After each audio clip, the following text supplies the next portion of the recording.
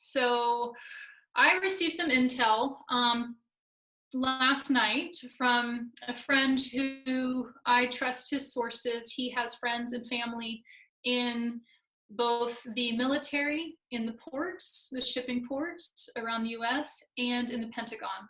And he was told that they've all been notified that in 2 weeks' time, the US will go under quarantine with curfew. Okay. Mm-hmm. So I sure hope that doesn't happen, though I'm going to take that as truth for now. And we need to have awareness because quarantine pushes a lot of agendas, and it absolutely sets the stage to push the vaccine agenda. Which, by the way, they will do it. And yes, absolutely, that's part of it. Okay, and that brings us into microchipping and Agenda 2130. Mm-hmm. Because you're not going to get a vaccine. Yeah. for a virus that's not real. Nastiness. So please, please, please don't get vaccinated, guys. Please don't go run and get vaccinated. Yeah. I mean, a month or two ago, I used to avoid this topic because, teach their own. But now that we're moving on a mass culling agenda, stay away from the vaccines, right? Do what you can not to get microchipped via the nastiness in that concoction. So I don't believe that they're going to make you do it. I think what's going to happen is, people won't be prepared, so they'll willingly receive assistance during quarantine period, especially when they're running out of supplies. And they're scared, and of course they're going to go receive the help, and a part of that would be the vaccination that's strongly offered and advised. I do think at this stage you'll have the opportunity to opt out, so opt out, right? Well, I think they're going to I feel like they're going to use employees and employee workplaces as a way to basically squeeze people uncomfortably, saying, well, if you are in you're all sharing a public space together in this work environment, it's part of the mandate that you all receive a vaccination, otherwise we can't let you continue working here. Right. Things like that. They're gonna make it uncomfortable for people. Definitely. Oh yeah, absolutely. Agenda 2130 is a very big deal, guys. Every country in the world has signed off on this, and this cannot go down. This is scary beyond scary. Yeah. It is going to push and hurt us into urban areas where microgridding will start, where power gridding will start to shut down, and everything's going to be watched. I mean, I know that I didn't watch it, but I know there's episodes on Black Mirror that showed you exactly what Agenda 21 and 30 were. And again, there's some predictive programming about, hey, here's what's to come. Oh yeah. We have to stop a lot of stuff right now, guys, because we're beyond a pivotal point. Yeah. To assist ourselves in a really big way. And they're going to impact stocks, they're going to impact money, real estate. Like they're going to squeeze what they can squeeze because they're terraforming your mind, your body, your soul, your relationship to the earth, your ability to survive, all of it. It's all this is like terraforming. Yeah, absolutely. You know, for absolute totalitarian control. Yeah. It's manifested destiny for anybody who's read manifested destiny. I mean, I remember when I saw that book when I was in grade 8 or something, and it was the words manifest destiny, because I knew it had everything to do with this, that I like had to have that book, but I never read it. It was just because it was called Manifest Destiny, and I'm like, this is what's gonna happen. I never read it. I knew the term. It is, right? That's also, again, the money agenda, right? This assists them to shift into the new non-fiat currency, the new electronic currency, the one world currency. So they're really smushing a lot into this. Well, Bitcoin, all of that they really want to, they really want to give people the impetus to want to do it. So it's been designed so that a lot of people make a lot of money on it. And it's like, like this artificial super cloud money that literally leaves you without the opportunity to have anything in your hand, and you're subject to an invisible power that has control over all of you. And then you'll be implanted like you wouldn't believe, so that this is worst case scenario. I mean, really, zombies, the way we know and see it, they seem pretty good compared to. Yeah, because I mean, microchipping, people are already opting into, scan my money. Here you go. And what money? It's, at the very least, have your own cash. At the very least, have your own ability to have that option. Because the moment that you become red flagged, black flagged, you will have nothing, and you will be literally squeezed right into the cage that they put you in. Yeah. And I know this can sound real scary, and I know that we're saying it pretty matter of fact, and it is facts, guys. And fear is a great warning sign to take action. Yeah. Okay, courage is what you do with the fear, and we have the ability to really transmute the fear. We've learned the value of it. Those of us watching something like this, we're awakened enough where we can assist ourselves, we can assist those around us, we can understand the very obvious synthetic signature of fear-mongering, and we can hold the calm. We can help everybody, right? Get more lighthearted, have some more fun, turn off the news, get just enough info that you're aware, and then leave it be. Back off and go play. Go have some fun. Get back to what's real. Do your due diligence to make it clear that you opt out, you say no, you take a stand, and remember what's important and why you're here, the parts of why you're here to enjoy, because our DNA is activating fast. Yes. Oh yeah. They got to scramble on this stuff, guys, because a lot of us feel it. Man, are we popping like popcorn waking up? Mm-hmm. Our DNA is coming online so quick. Mm-hmm. Oh yeah. Oh yeah. I mean, and they're terrified of that. They're terrified. Absolutely. Look at the synthetic mock-up. Look at the inverse of the satellites that they want to cover the grid, because that's what we're doing. We're silicate gridding, quantum gridding the world. And they can't stop that, though they can sabotage it, they can thwart it, they can fragment it. though they can't stop it. No. But they can try to beat us to the punch, especially if we stay passive. Yeah. They can counterfeit it and take over it and then keep you in an enclosure for, eternity, literally, if they get this right. So you can't want what they're giving you, which is your death, and then complain when it starts happening, unless you absolutely do not take it. Yes. Like you can't be like, yeah, I don't want it, and blah, yeah, oh no, and then, but I really like it and I really want it and I'm Yeah. gonna have it. Right. You can't. You either take a stand and you really want to get rid of this, we can do it. Absolutely. Yeah. No problem. We can do this because, like I say, it's like a minute number of the they compared to all of us. And this is why they're doing it because of us, because we are the ones with the power giving it to them. So it's not that we can't. This is so simple for us to rectify. It really is simple, but we have to actually be willing to sacrifice. We have to do it.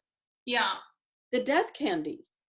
And we have to realize that they really have their very specific rules and regulations around their karmic load. I mean, when you start to register how very particular they are in the way in which they bring forward their karma, which is why they always offer the predictive programmings and the inverted half-truths, then you can use that to, be one step ahead. Because they don't just throw all the rules out the door. It's not free reign. Exactly. And I have a great example for this, actually, Mm-hmm. which is perfect that this is like a really good example. Mm-hmm.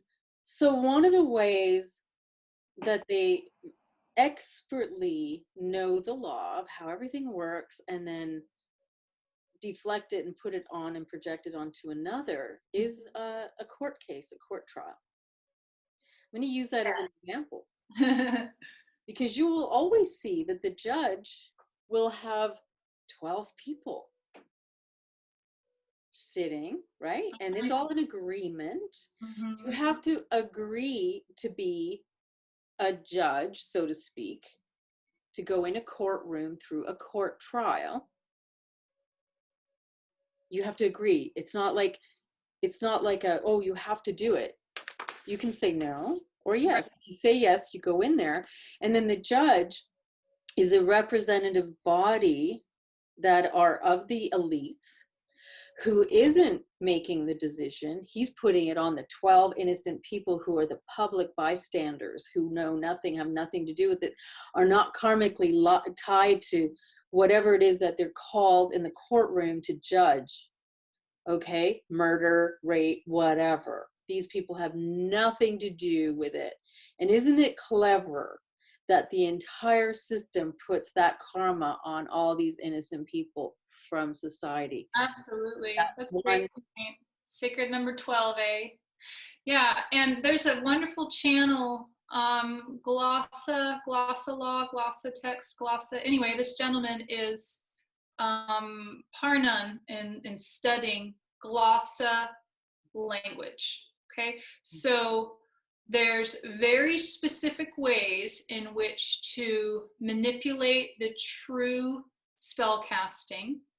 It can often be done in text or caps. So when you capitalize all the letters, when you glossa of a word, you basically redact it.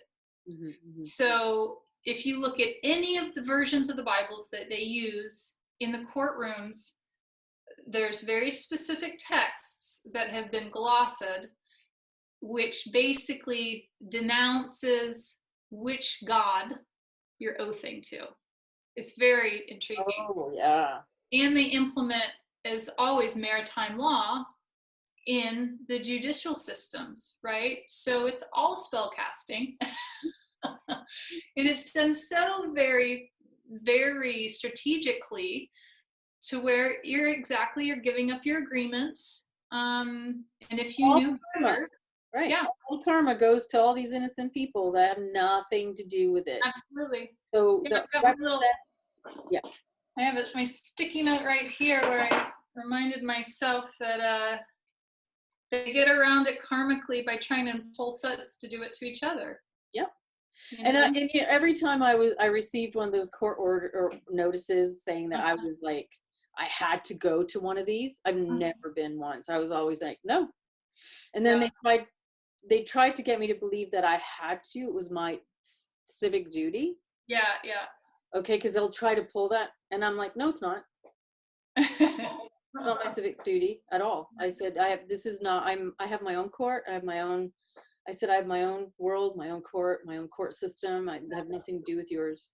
This is not Good for mine. you. And Right, they never said no. They couldn't say no. right. Because people don't know that.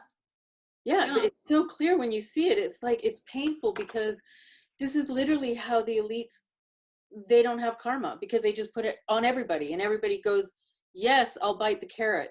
So all they got to do, I mean, even in as far as, you know, when you present something lethal to somebody and you want to like tip the scales a little bit and have them, you know, enact that so you don't have to, they do it. They find ways to do that.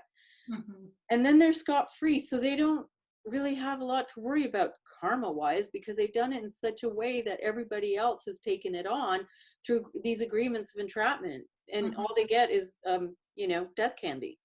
Right. Absolutely. Now, okay, so let's get into the other agenda of the five with the firmament and the refortification of the Van Allen bands. Yeah. So let's macro it out a little bit. We've been talking a lot about, you know, the human agendas here. Yeah. And we don't have to go into a ton of the ultimate agenda, Yeah. though let's get more macro and understand the inverse of the satellites, you know, of what they are.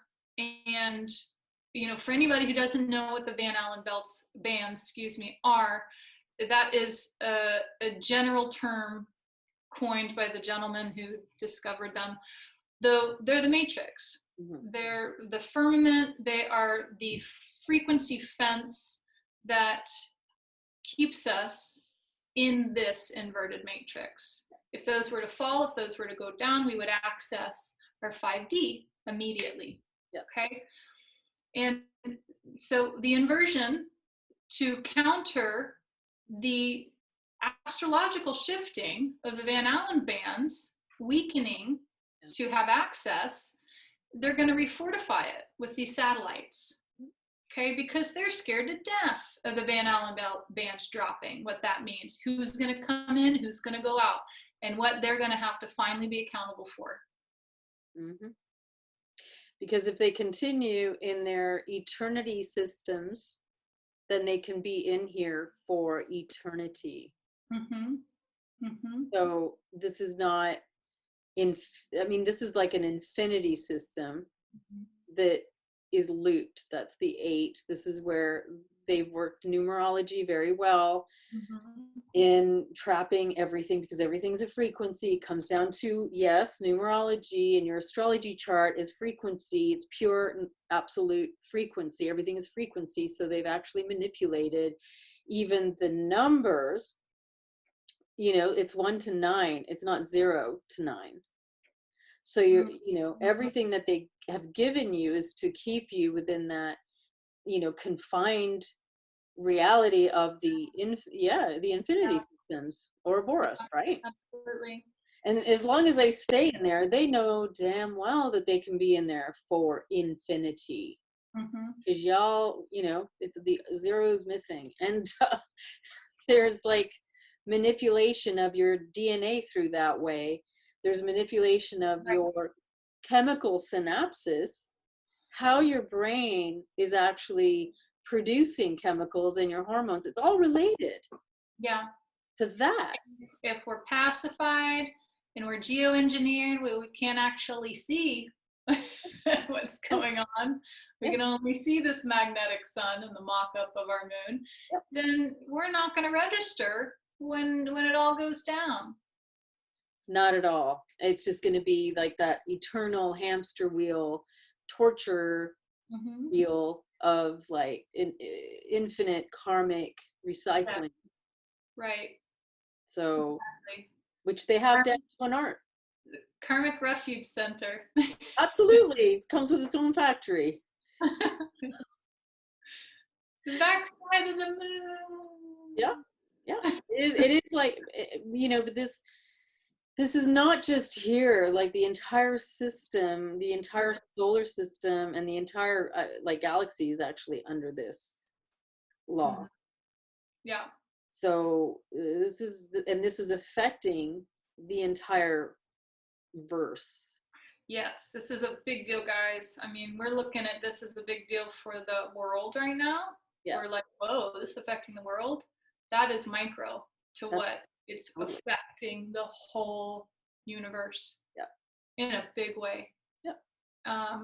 And we're really counting down, you know.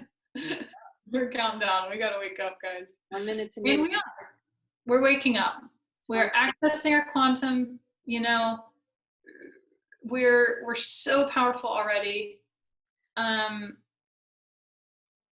I think they're so good right now at monitoring and filtering how much we see, because right now everybody records everything. So the you know, superhuman feats that are happening everywhere constantly, the animals talking and waking up, and I mean, it's so obvious if you were able to just see it all compiled in one stream, you know. The truth is, you don't need anything to see, because you can. You don't need to go on a plane to go and check something out. You don't need to rely on this synthetic inversion. You have, I mean, all people need to do is just experience the very, very beginning of that turning point. Because as soon as they would experience that, they would feel the power in themselves. And everything in that split second would change, okay? And you would know that what they're offering you is based on what you are. Only it's a really dirty, very, very degraded version where you're like the superlative version of it. And yet you're like relying on it so that you're not using your natural gifts. You're not using what you have and what you are. You're actually using these things like a pharmaceutical you can do yourself and do it better. Yeah. They always mock up nature. I mean, you know, they're always showing us it's a mock up of the real. Absolutely. Counterfeit. It's a counterfeit reality. Yeah. So, you know, I want to just rattle off my little list of more physical biological solutions, and then I would really like to get into you know, for the wrap up, how to help people access spirit and quantum. That's such a big question. Yeah, and I think those are really good questions, and I need to take a pee break. Okay. Okay, so let's talk a little bit more about some more physical tools to assist. So solutions, right? Big solution. Heavy metal detox, guys. Yeah. Detox. So this is about DNA. Another thing that I mentioned that I just absolutely love so much, I'm going to repeat it, is Martin Kenny on his channel had mentioned how the CV is an anagram for carnivorous. Oh. It was so good, okay? So good. And of course, how are they saying that this thing came about? Okay, from people consuming, okay? So that's one way in which these toxicities, these heavy metals, all sorts of stuff get implemented into your body. So we need to get real heavy on heavy metal detoxing, chelation, you know, do it hardcore, as Lauda was recommending to me a few weeks ago, the true ancient Chinese medicine. You know, I every day take my oil of oregano, my activated charcoal. You know, those can at least be your like dailies that are easy to get. Are there any you want to throw in on that one? Yeah, eat a lot of cilantro. There's something that I do. I do once a week. I make this detox sauce that I keep in the fridge, and it's completely like raw. So I buy about 6 to 8 different cilantro, parsley, everything's organic, okay? Yeah. Like real organic. And then I put about 5 lemons in it, about 10 garlics, olive oil, Yeah. water. I make a sauce out of just that. And it's a pure living sauce. Yeah. It That is good stuff. totally detoxes you on the daily. I eat it every day. You can pour it on vegetables. You can pour it on whatever you want. That's a good one. And Yeah. you just have that as a part of your daily routine, because that one's a huge, it tastes delicious. Okay, so I also do a soup, and the soup is basically if it's in the winter, it's a winter soup. In the summer, it's a summer soup. And it's another detox soup. And you can have it cold or you can have it hot. And it's cauliflower, broccoli, spinach, kale, and then you can throw in whatever you want, seaweed if you want, or anything like that. So once you mix it together, you only boil the water, then you throw in your broccoli, your cauliflower, and you wait till it gets soft. You're not boiling it. Right. You're not leaching the minerals. Right. You're just letting it sit in the boiling water, so it basically just softens, and it's on very minimal, like you're almost just steaming it. Right. And then you're going to throw in a big, massive bag of spinach in it and kale. And then you're going to do on a separate pan, you're going to have olive oil, or olive oil works the best, like pure, get organic, pure European olive oil, and then a lot of garlic in it. And you basically roast the garlic. And then you throw that in with your salt. And, you could do your pure salt from the Himalayas or wherever, right? And then you just mix that. You blend it. You can use a hand blender. Right. So that is like an absolute fabulous cleaner. So between that every day for your lunch, and then you can have whatever you want with that. You have your cup of soup. In the summer, it can be cold. In the winter, it's hot. You can throw parsley in it too, because I throw parsley in it as well. And like I say, when you throw the spinach in it and this parsley and the kale, it's all raw. You don't put it in the steam or nothing. Like you're not steaming the broccoli and the cauliflower because they're hard, but you're not boiling them. So, and those are really, really good for your body, and they clean out your blood, actually. Yeah. And so does the sauce that I make. This is all this is the blood game. And that reminds me, my friend who cured herself of cancer told me that cabbage is the most heavy metal chelating vegetable we can get. And, I'm huge on macrobiotics. I eat some kind of fermented something every day. Big deal. Get your cabbage, get your, however you want to do it. Try to do it live. Try to eat it instead of ingesting your probiotics in pill form. Okay. And your microgreens. If you have access to organic microgreens, those are the good minerals you want. So important, microgreens, because everything's leached now and we need our mineral content. So those are some great recommendations. Also, chlorella in a shake in the morning also for breakfast. Say it again. Spirulina chlorella in a shake. So like if you're doing spirulina, it's not really recommended to do both at the same time, because you could be a cold organ person or a hot organ person. It depends. Then you have to take the spirulina in the winter and the chlorella in the summer. So it just depends, right? You have to find out.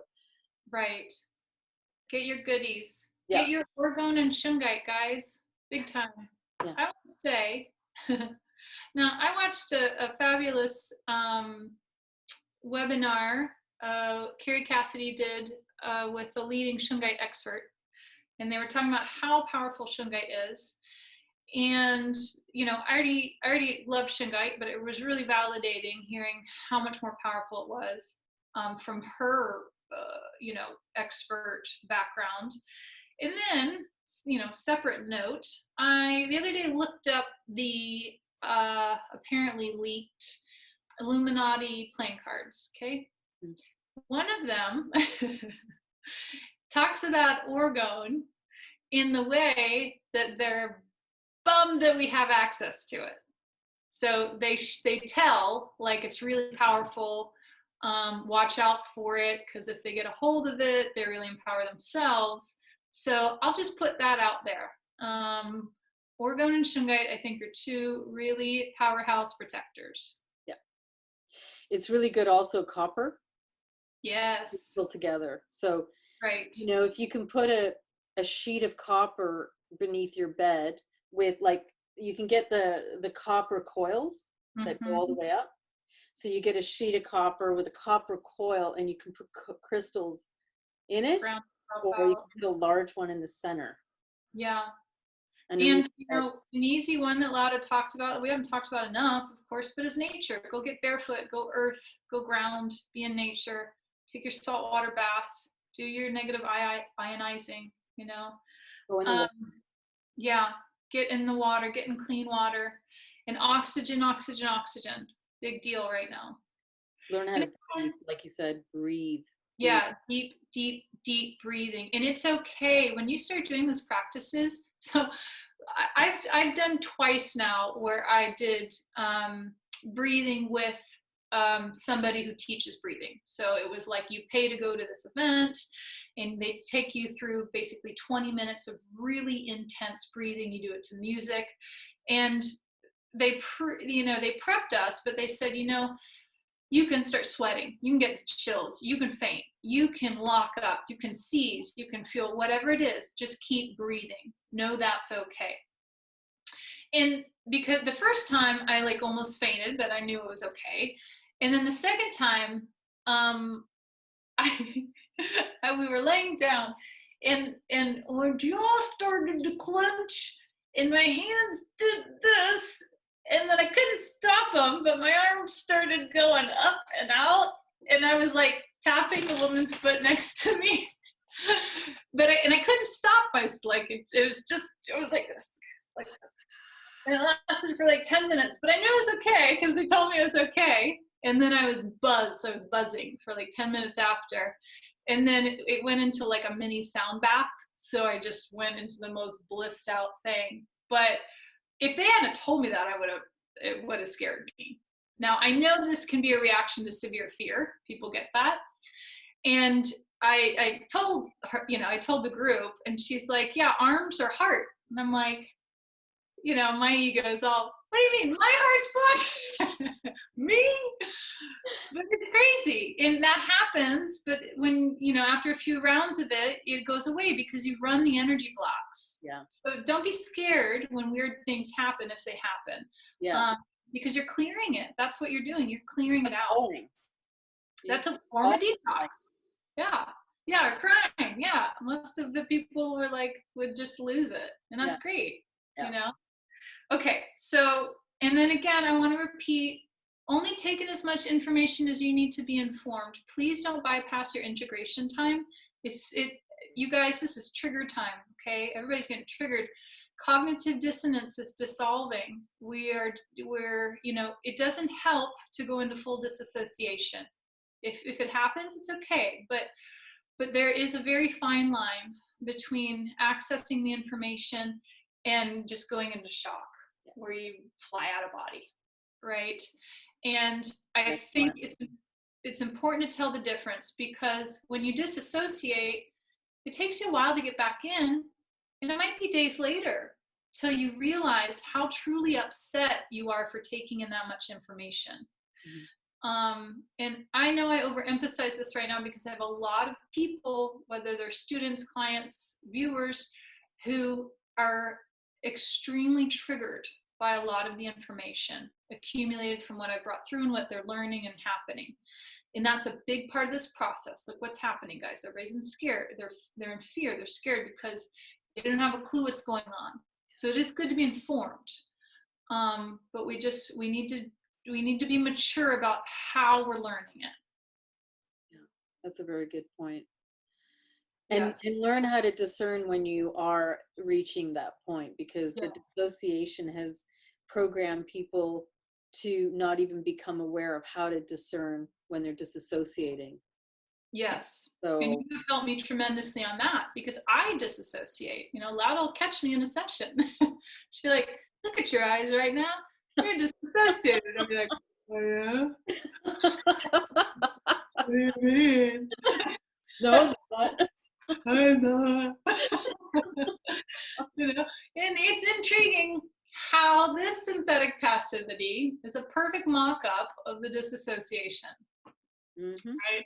So another reason why it's so important to understand frequency signatures, because the disassociation is almost like a lack of the signature. So you have to be able to identify that and discern it. And that's one of their key signatures too, Mm-hmm. is the disassociation, right? Totally. That's Yeah. all the mind programming is based on disassociation. The mind programming, it isn't just, the government projects and the elite projects and the university projects and the military projects and the media projects and the music projects and the, medical system projects and it's everything, Yeah, right? it is. It's all based in disassociation. Yeah. And Yeah. not hiding everything in plain sight, so you don't even know it's there and you don't even ask any questions. Right. And then throw in a good old pattern interrupt, and there you go, new neural pathways. Yeah. Yeah. Okay. And so we did want to wrap it up on talking about some ways in which we can understand how to get better at discerning our spirit, our quantum, our quintessence, whatever you want to call it. And Lauda, you had some really good points on that. If you want to elaborate a bit what we were talking about. Well, which point? Because there's so many. Well, so I guess we could first go into the trust. One easy way, I think, to start to know that you're accessing spirit is to have faith that you are. So I was telling Lauda that, before I woke up to a lot of what agenda certain beings have and what's happening when I'm channeling, I channeled religiously for 15 years. Okay. I mean, I was so good at it. I probably still am, and I channeled not just for my monies, but I channeled all day to my guides, chit chat my friends, my buddies, whatever, talk to my plant. I just still talk to the plant, but and when that was something that I was really enjoying, I had to trust significantly that it was true, right? Because the doubt, it makes you waver and it shifts the frequency and it opens you up, makes you more susceptible, and then you're unsure of yourself. And so why not trust it? Why not have a strong grounded trust and knowing in abilities in your access, even if you're still fine-tuning, right? Now, I no longer channel. I see it as possession, and I think it's very dangerous to do. And I trust that thoroughly as well. Though I can see that trust is a huge tool I have. It's like the way I'm seeing it right now is it's like a buoy in water. It always bounces back up to the surface. And it's a requirement of mine to know what's what, to discern. So, faith might be a triggering word for people that don't like religion, though trust, I think, is understandable. We have to have trust in ourselves. Because until we've cleared out all of these toxicities, whether it be cellular, any kind of biological, whether it be radiation interference, whether it be toxicities in the astral planes or toxicities of our fragments or of our negative belief systems, we have to have trust, because there's so many things that can get in the way if you don't. So that's one thing that I had brought up. And what I will say about how trust works, so that people can begin to comprehend the nature of manifestation and creation, is I find with people, more that you can give them to imagine so that they can relate to it, it's easier for them to lock in on the signature, right? So trust what you're feeling, seeing, sensing, that all your senses are actually picking up what's truly genuinely there, is as easy as knowing that before you had a physical form, you were already using what you already know to be there. We created eyes and ears in this format because this is a type of creation we're experiencing, but we never needed it per se because we were the all and are the all, right? So the fact that we are now housed in a vessel, that's a choice for our creation process of where we're going, which is the great becoming, which is what we are and have always been. So we have come from the place where all senses come from. Therefore, there's nothing not to trust. It's only the physical housing that is screwing with people's minds, because now you just have something physical, but it's a part of how we chose to experience the senses that are already there. Now it's through this filter, that's all. There's nothing changed. You can close your eyes, okay, and still see everything that's around you. This happened to me all the time, like all the time. So I used to have a really hard time sleeping because I would close my eyes, but my eyes were open, like I was still seeing everything. And I could put something on my eyes and I still see everything, right? Your third eye is wide open. I had to learn to train myself to be able to close my eyes, or at least let them sleep. Like, so just turn them off for now, so this body can get some sleep at least. That was what I'm communicating with myself. Can you do that? Do you think I make it a little easier so that I'm in here? Like, my eyes are open, but I don't need them open all the time. Can we just work something out there? So, but that's the true reality of it. Your eyes are actually always open. Yes. Right? But now that you have this physical form, you've got these eyes that you've been trained, and the program is training you that you know, what do you learn in school? You have 5 senses.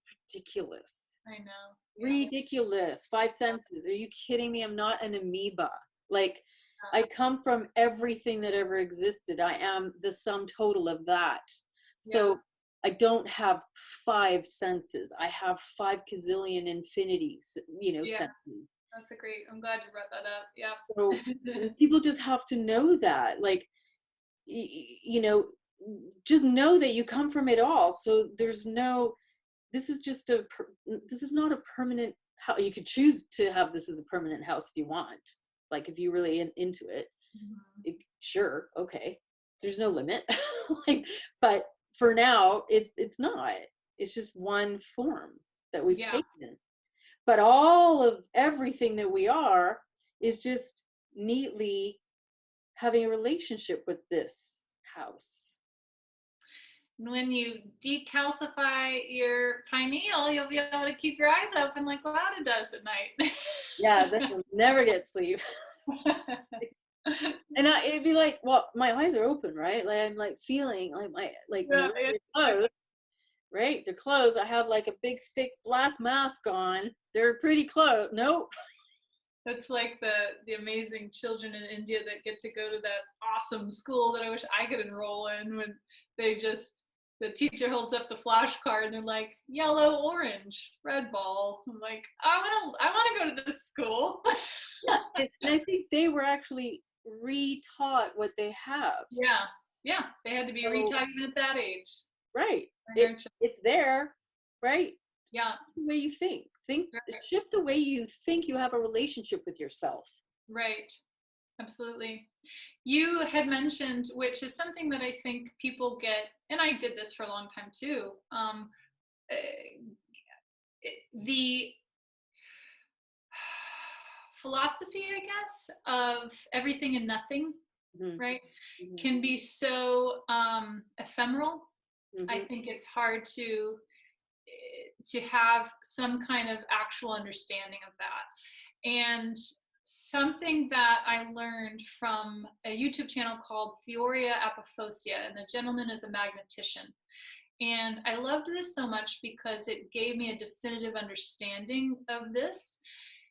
Is he takes a I don't know the name of it. There's a specific name for it. It's like a magnetic microscope, so you can see into the magnet. And he explained that you can take any magnet and slice it 1,000 times. It makes 1,000 magnets. Doesn't matter. Every single magnet will always have an invisible plane of inertia. And that plane of inertia is a null point. It's a 0 point. It is 0 point, which, you know, if we talk about quantum physics, it's nothingness. It's pure non-manifest potential energy. It's ether. It's spirit. Okay. Now we perceive that a negative polarity magnet attracting to a positive polarity magnet are attracting to each other. But that's just our perception. What's actually happening is they're equally and simultaneously magnetizing to an invisible null point, a plane of inertia. Therefore, the most magnetic substance in this existence is nothingness. Nothing. It's spirit. It's everything and it's nothing. And it's the most magnetic experience there is. So therefore, if we can access that nothingness, and when I was teaching it, I would teach it as acceptance. I'd say you don't have to, if you find some place of acceptance or allowance or forgiveness or peace or trust, they're all the same in frequency in a way. And it doesn't mean you have to accept that what they're doing is okay, or that you even can accept what's happening. Yeah. So like, let's say you're super triggered about this. We're upset, you know, this is happening. Well, if we can activate this still point in any form, it doesn't have to be about this. We all know that what it's like to have a body. I can accept that I'm human. I can accept that I can talk. I can accept that I can tie my shoes. Therefore, I can activate the frequency of acceptance right now. In that frequency, it doesn't have to be about this, is enough. It suffices. So in that acceptance, I am spirit, I'm accessing spirit. That is truth. I trust that because it's everything, right? So these are some easy ways in which we're constantly accessing spirit. We might not think about it that way because maybe our version of spirit is like very divine and some kind of astral projection type experience. It's everything. It's this damn jacket. Yeah. Yeah. Everything, because we created everything that we're experiencing. So everything is in it and nothing, because it stems from nothing. But what's happening, a lot of people waking up are actually experiencing terror in association with this, the deep, as I call it. It's a terror because when you realize the nature of creation, it is terrifying.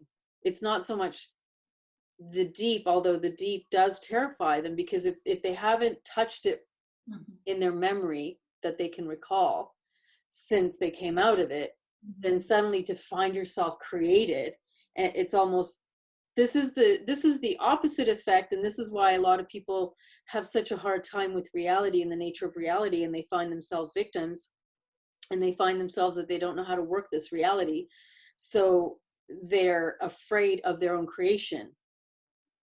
They're terrorized of their own creation. See? Yeah. And that place is the place where they're touching that emptiness. When you touch it, it can be a really overwhelming thing to experience that you are created and have manifested from the great spark, and suddenly you are a part of everything, because you always were, but you didn't know you were when you were in the deep. You were just, it just was. So creation is actually traumatizing. Right. It's traumatizing. But to have recognition of it is mass responsibility, man. Right. Most responsible role in existence. So it's almost like you have to go through that, because it's not going to just stop being terrorizing for you when you start touching that. Right. To touch that and to know it consciously is to recognize and realize everything. And you just touch that process. Right. So you have to just go through it to be able to trust yourself and your, because that's all tied in with people's triggers of fear of survival and fear of the things that they've experienced karmically, and it just attaches everything to that. And suddenly they're just, it's like a super burn victim. Yeah. So yeah, that's a great point. And I think I want to note that sometimes when I've experienced this, when I'm in a heavy space and I'm trying to learn, I'm really trying to understand, and somebody who maybe has more awareness in that moment of the topic says something like, just trust. I'm like, F off, just trust. I'm traumatized, don't you know, Well, I want to note that because I just want to share that Lauda and I have both experienced so much trauma thoroughly and experienced it through so many multidimensional awareness versions that I hope that we don't come off in that way of like, oh, you can just trust or access spirit. Oh, hell no. We, suffering is a part of our MO, It's probably the reason you and I both work so much with trauma. Yeah. I mean, absolutely. That's our expertise is trauma, because we embrace it because we have to. Be human is to be traumatized. And because it's through embracing it actually, and recognizing your relationship to how it all works through your creation bodies, that you actually access your power. Yes. It's not through denial or disassociation or ignoring it or trying to hold on to crutches that are so comfortable. Yeah. It's through just facing it and facing your darkest fears. Yes. And this is a perfect external projection of that natural process that's required in order to awaken. We have to dive into the depth, into the fear, into the dark in order to access the true quantum. And this projection externally of that fear and that terror is mocking that up. It's all inverted. If you're experiencing the inversion first, the equal opposite to that is your truth. Even if you don't know how, just take that as like a foundational knowing, like 1 + 2 = 3 in our math. Yeah. And also in our math, 1 + 2 = 9. Yeah, I mean, that's what I'm saying. I mean, maybe I use the wrong term. No way we've been taught, but anyhow, you know what I mean. But it's true, absolutely. And that's maybe a way that people, it isn't about running from it. You have to actually run through it. Yeah, definitely. Yeah, wonderful. Lauda, I love you. You're so fabulous. I'm so happy. You, Chloe. Opportunity. Finally. Okay, guys, my name is Chloe Hudson. WorldPeaceProjects.global is my website, and World Peace Projects is my YouTube channel. And you? Lauda Leon, Sovereign Key, and sovereignkey.com is my website, and Sovereign Key YouTube. And we both offer fabulous healings sessions, a variety of such. If you would like a session with Lauda, book it ASAP. This lady is booked out 4 months and her prices are very affordable. If you'd like to book with me, I currently have discounted pricing to assist the financial dip. That won't last, so check it out if you want to give it a try. Thank you guys so much for joining us. We love you. We are here with you. Please give us feedback, comment, ask us questions. We appreciate it. And thank you so much for tuning in. Bye. Thank you, everyone. And thank you, Chloe. I love you. Love you too. I love you.